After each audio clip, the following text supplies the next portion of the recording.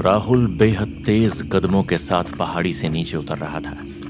हाथ में पकड़ी टॉर्च की रोशनी तेज बीम की तरह निकल रही थी जो रास्ते को जगमगा रही थी। दूसरे हाथ में पकड़ी थी मजबूत लाठी जिसे वो तेजी से बैलेंस बनाने में इस्तेमाल कर रहा था ताकि तेज गति से उतरने के कारण वो कहीं पहाड़ी से नीचे ही ना लुढ़क जाए।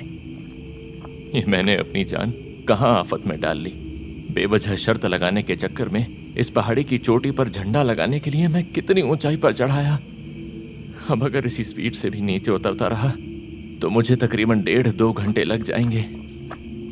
राहुल की सांसें पटरी पर दौड़ती रेल का एहसास उसे करा रही थी और इतनी तेज पहाड़ी से उतरने के कारण अब उसका सिर चकराने लगा था।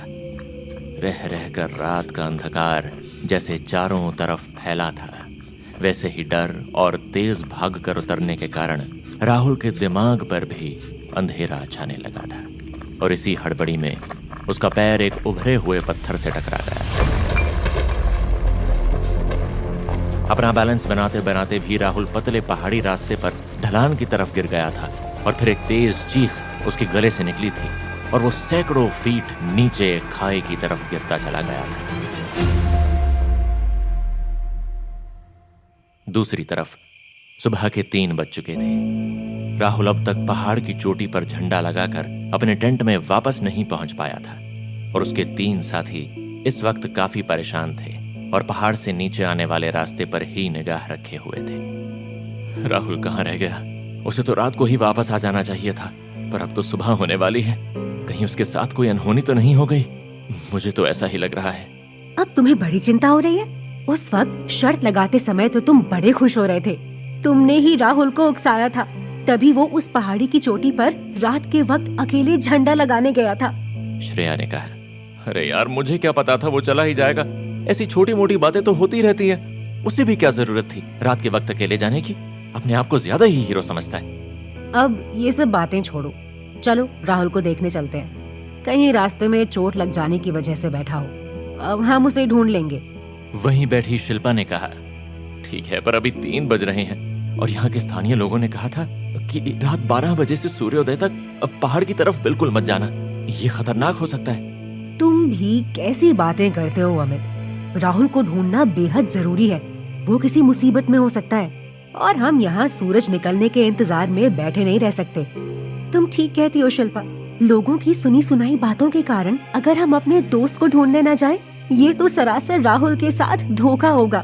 पर ये सिर्फ सुनी सुनाई बात नहीं है, बहुत से लोगों के साथ ये हो चुका है और खासकर जिन्हें ये बात मालूम थी और वो फिर भी इस पहाड़ी की तरफ ब्रह्म मुहूर्त में गए हैं, उस मायावी दुनिया को देखने के चक्कर में फिर कभी लौटकर नहीं आए। तो ठीक है ना, चलो हम भी चलते हैं, राहुल को भी ढूंढ लेंगे और अगर किस्मत रही तो लोगों द्वारा फैलाई गई मनगढ़ंत बातों का भी पता चल जाएगा। अमित उन दोनों के चेहरे के उतावलेपन को देखकर कुछ विचार करने लगा था और वो फैसला नहीं ले पा रहा था उसे जाना चाहिए अपने साथी राहुल को ढूंढने या फिर सुबह होने का इंतजार करना चाहिए। श्रेया एक तरफ रखे बैग को पीठ पर टांग लेती है और बुत बनकर खड़े अमित का हाथ पकड़कर अपने टेंट से बाहर खींच ले चलती है।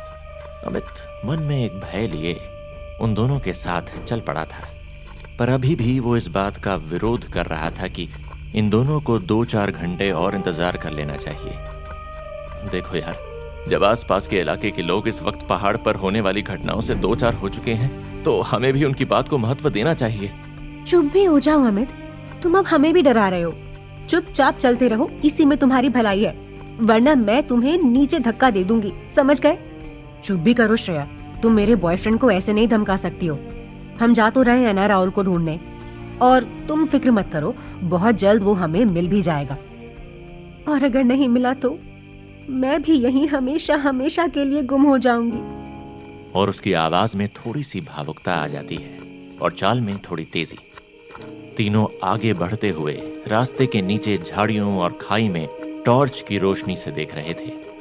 अमित ऊंची आवाज में, राहुल, राहुल, क्या तुम हमारी आवाज सुन रहे हो? पर पहाड़ से टकराकर आवाज वापस लौट कर आ रही थी। जो अमित बोल रहा था वही इन तीनों को फिर से सुनाई दे रहा था। राहुल, कहाँ हो तुम? और पहाड़ से वापस यही आवाज आई थी। पर इस बार ये तीनों थोड़ा हैरान रह गए थे, क्योंकि श्रेया की आवाज के बाद ही एक और आवाज वातावरण में गूंज गई थी। यहाँ चले आओ, यहाँ चले आओ। अमित, श्रेया और शिल्पा एकदम घबरा गए थे और उनके टॉर्च की रोशनी तेजी से पहाड़ों पर इधर उधर घूमने लगी थी और जिस तरफ से आवाज आई थी उस दिशा को पहचानने की कोशिश करने लगे थे। ये किसकी आवाज थी? और ऐसा लग रहा था जैसे कोई बहुत घायल हो और किसी संकट में हो। पर ये आवाज आई किस तरफ से थी? कुछ आभास ही नहीं हो पाया। मुझे लगता है ये आवाज शायद उस तरफ से आई थी, उस तरफ की तलहटी से। और अपने टॉर्च की रोशनी उस तरफ घने पेड़ों और झाड़ियों के बीच डालती है। अमित फिर से ऊंची आवाज में चिल्लाता है, उसी तलहटी की तरफ देखते हुए। राहुल, कहाँ हो तुम? क्या तुम मेरी आवाज सुन रहे हो? और फिर गौर से तीनों उस आवाज के आने की प्रतीक्षा करने लगते हैं।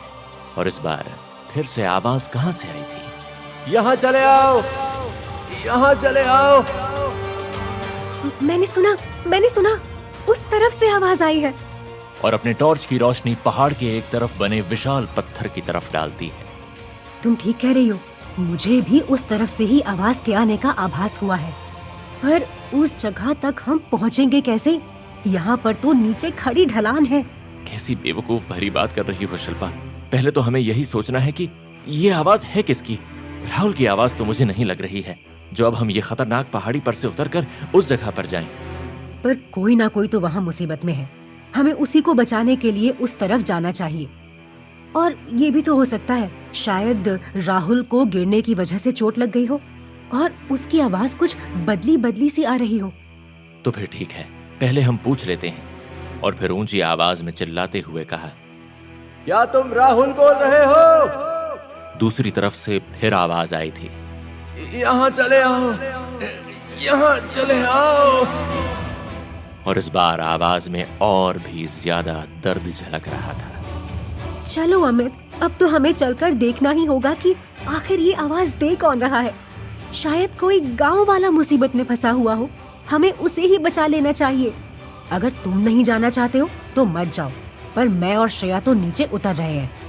तुम दोनों लड़कियां बिल्कुल मानने वाली नहीं हो। शायद ये कोई छल भी हो सकता है। तुम्हें मैंने बताया है ना, गांव वाले कैसी कैसी बातें करते हैं। इस वक्त यहाँ जाने के कारण। शिल्पा तिरछी नजरों से अमित को देखती है और अपनी आंखों में थोड़ा सा क्रोध लाते हुए कहती है, चलो श्रेया, उतरो नीचे की तरफ। इन महाशय को यहीं खड़ा रहने दो। इस तरफ से आओ। और अपनी टॉर्च की रोशनी एक तरफ ढलान पर डालती हुई आगे बढ़ जाती है। शिल्पा उसके पीछे बैलेंस बनाते हुए उतरने लगती है। अमित उन दोनों को उतर कर जाते हुए देख रहा था।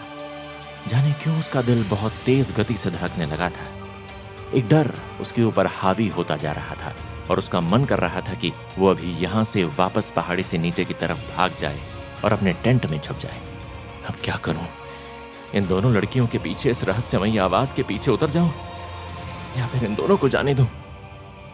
अभी अमित दोनों में से एक काम करने के लिए अपना दिमाग लगा रहा था कि फिर से वहां वही आवाज गूंज उठी थी, यहाँ चले आओ, यहाँ चले आओ। कहां गया राहुल? किसकी थी यह आवाज? जानने के लिए सुने अगला भाग।